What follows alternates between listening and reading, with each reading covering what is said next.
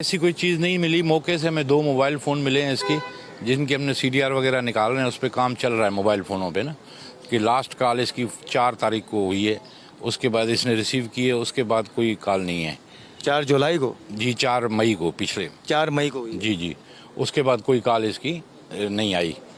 और उसके बाद जो है कि अभी हमने सरसरी तौर पे जो है कि फ्लैट सर्च किया है, मुकम्मल सर्चिंग नहीं की। वो जब डीसील होगा तो फिर जो है कि इसकी सर्चिंग की जाएगी बाद अदालत के हुक्म पे।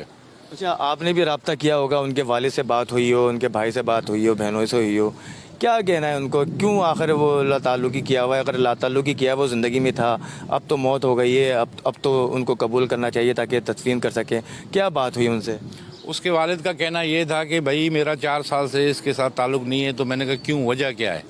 कह रहे यही ड्रामे वामे करती थी और ये करती थी, तो हमारा इस चीज़ से ताल्लुक़ नहीं था। अपनी ज़िंदगी वो खुद जी रही थी, हमारे साथ कोई इसका ताल्लुक़ नहीं था, वास्ता नहीं था। तो मैंने कहा अभी आप डेड बॉडी रिसीव करने आएंगे?